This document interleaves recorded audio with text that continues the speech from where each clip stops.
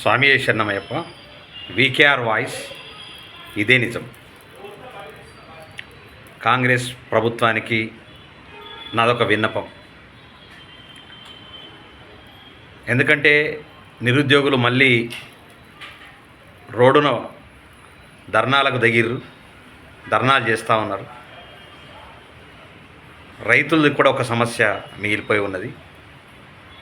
మరీ నేను మీకు రిక్వెస్ట్ చేసి చెప్తానే ఉన్నా, ఒక్కొక్కరు మళ్ళీ బయటకు వచ్చేటటువంటి అవకాశం ఉన్నది. ప్రభుత్వం వచ్చి 1 మంత్ దగ్గర 1 మంత్ దగ్గరకు వచ్చేసింది. మరి ఇప్పటి వరకు నేను గతంలో కూడా పదే చెప్తా ఉన్నా, ప్రభుత్వం వచ్చినప్పటి నుంచి కూడా చెప్తా ఉన్నా, ప్రతి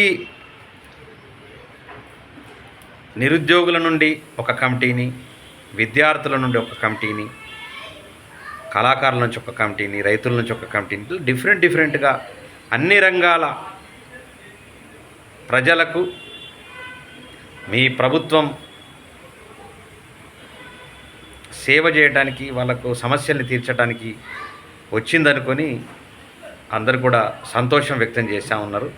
అయితే దాంట్లో భాగంగా వీళ్ళ సమస్యల్ని పట్టించుకోవట్లేదు, ఇప్పటిదాకా కనీసం ఒక ఏది కూడా మాట్లాడట్లేదు అసెంబ్లీలో అనేటటువంటి కాన్సెప్ట్లో ఆల్రెడీ ధర్నాలకు దిగారు నిరుద్యోగులు. అలాంటి పరిస్థితి రాకుండా చూడటానికి ఖచ్చితంగా ప్రభుత్వం ఇమీడియట్లీ, అది పెద్ద విషయం కాదు,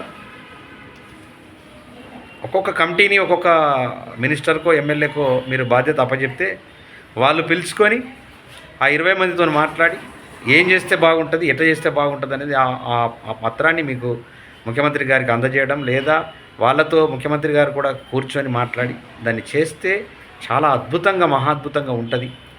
దయచేసి కనీసం ఆ ఒక్క మాట వినండి. రేపు ఇలా నిరుద్యోగులు వచ్చిండ్రు, రేపు కళాకారులు వస్తారు, ఇంకొకరు రైతులు వస్తారు. అలాంటిది మొత్తం మళ్ళీ రాష్ట్రంలో డిస్టర్బెన్స్ అయ్యి మళ్ళీ ప్రభుత్వానికి సమస్య రావడం, మళ్ళీ ఎవరు అనేటటువంటి ఆలోచించడం, ఇదంతా కూడా సమస్యను కొని తెచ్చుకోవడమే తప్ప మీరు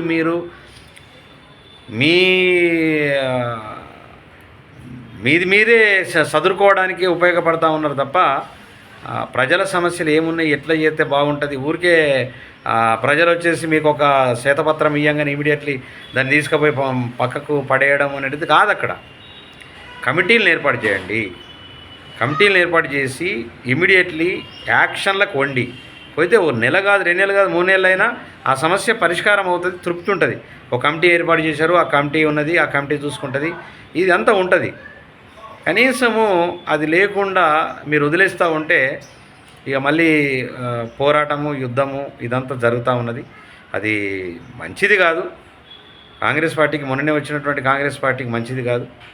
అది సమస్య పరిష్కారం కావాలంటే కమిటీలు వేయండి దయచేసి. నేను పదే మీకు చెప్తా ఉన్నా, మీరు వినట్లేదు. ఇమీడియట్లీ కమిటీలు వేయండి ప్లీజ్.